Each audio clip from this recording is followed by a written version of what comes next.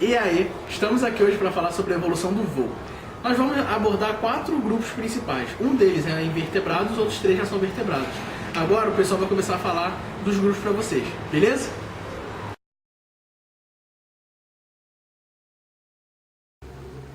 Olá, eu vou falar sobre a evolução do voo dos insetos. Os insetos fazem parte do filo Artrópode, que deram origem a 350 milhões de anos atrás. Ele faz parte da era paleozoica do período carbonífero. Os insetos, para alçar o seu voo, ele precisou passar por mutações e pela seleção natural. Olá, vou dar continuidade à parte dos insetos, que a Silvana falou antes para vocês. A primeira ordem dos insetos alados que surgiu foi os odonatas, né, que surgiram há 350 milhões de anos atrás, como ela falou. E hoje em dia nós temos principalmente 2 formas diferentes de asas dos insetos. Nós temos aquelas membranosas e aquelas que são coriáceas. O inseto ele tem o corpo dividido em 3 partes. É o protórax, o mesotórax e o metatórax. Nos insetos alados, que formam o grupo dos pterigotas, o mesotórax e o metatórax são fundidos, formando o pterotórax. É dessa região que saem as asas através de tergitos. Agora eu trouxe aqui para vocês uma caixa entomológica, tá? E a gente vai mostrar um exemplo de uma asa membranosa e uma asa coriácea para vocês. Aqui em cima, nos hemípteras, nós temos as asas membranosas, né? Vocês podem ver que ela é bem transparente, né? Tem essas vênulas no meio da asa e são sempre 2 pares. No caso são esses aqui, né? O hemíptera, ordem hemíptera, subordem homóptera. No caso aqui são as cigarras. E aqui embaixo nós temos os coleópteros, os principais representantes do grupo que tem as asas coriáceas, né? Vocês podem ver que essa parte mais escura aqui, a parte de cima, é chamada de élitro. E essa asa por baixo, que é uma asa um pouco membranosa, é chamada de hemiélitro. Eles utilizam essa estrutura coriácea das asas para proteger o seu corpo. Olá, eu irei falar sobre os pterossauros. Eles foram os primeiros animais vertebrados a levantarem voo no período Jurássico. Irei destacar o Quetzalcoatl, que foram os últimos pterossauros a levantarem voo no período Jurássico. Com 10,5 metros de envergadura de asa, foi considerado uma anomalia da natureza pelo seu tamanho gigantesco. Eu vou falar sobre o voo dos dinossauros, em especial dos pterossauros. Pterossauro significa lagarto alado. Ele não é um dinossauro. Eles podiam voar e pegar insetos voadores. E eles podiam também voar pela água e dar voo rasante e pegar os peixes. Eles não tinham pena, mas eles tinham uma pele estriada entre os dedos que ia até as costas do animal. Os ossos dos pterossauros são ocos, tá? E esse osso liga a asa até o corpo. O tamanho dos pterossauros pode ter sido uma causa da extinção desses animais.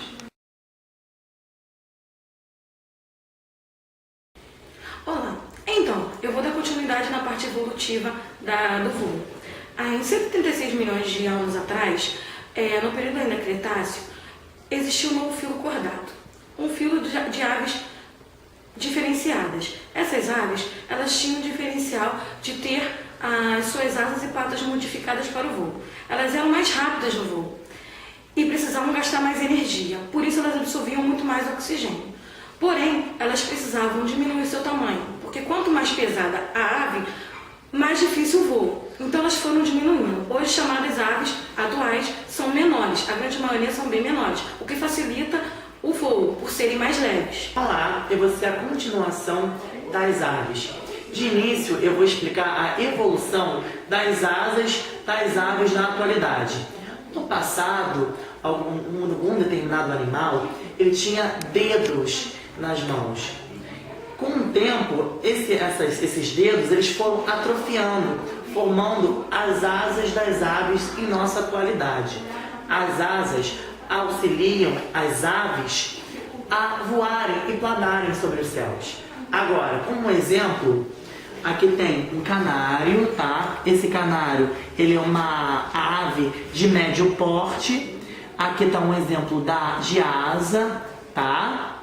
Aqui dá para ver que é bem molinha, tá? E lisa, auxiliando que o animal possa voar.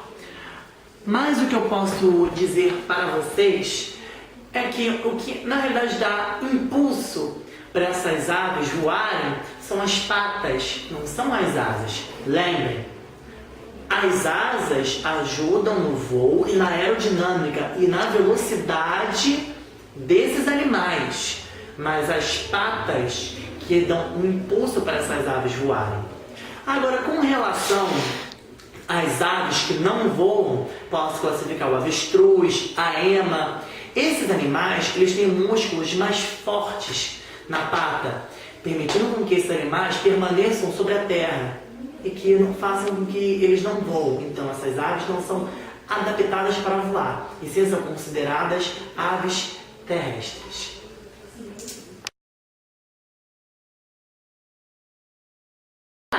Eu vou falar um pouco sobre a evolução do voo dos morcegos.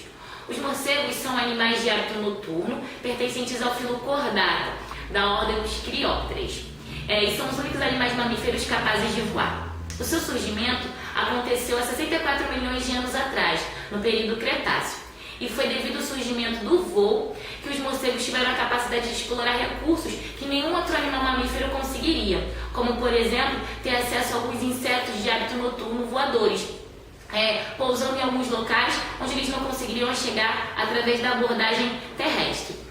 Alguns pesquisadores acreditam que os morcegos eles tinham um ancestral arbóreo, que tinha um hábito de pular de árvore em árvore, semelhante a um marsupial planador, que utilizava as peles do abdômen para poder saltar e assim auxiliar no seu deslocamento. Posteriormente, esse hábito de planar daria origem ao voo verdadeiro, o que hoje ajudaria o morcego na sua flexibilidade de locomoção. A estrutura dos ossos das asas de morcego era semelhante à mão humana. As suas falanges elas são finas e compridas, do tamanho do seu corpo, cobertas por uma membrana, que essa membrana ela é lisa e contínua, onde não deixa o ar passar, diferente das aves que têm suas penas e um voo aerodinâmico. O leve ajuste desses dedos é capaz de gerar ângulos variáveis, causando o voo do morcego bem mais dinâmico do que das aves. Com algumas espécies de morcego, eles podem voar até 50 km por hora. O seu jeito de voar também explica o seu hábito de ficar de cabeça para baixo. Por quê? Porque esse hábito de ficar de cabeça para baixo, ele facilita o início do voo, já que os morcegos não têm adaptações nos ossos, penas e sacos aéreos como as aves. Então, espero que todos tenham gostado. Lembrando que são animais diferentes, com asas morfologicamente diferentes. E esses animais eles são adaptados ao meio onde vivem, evolutivamente falando.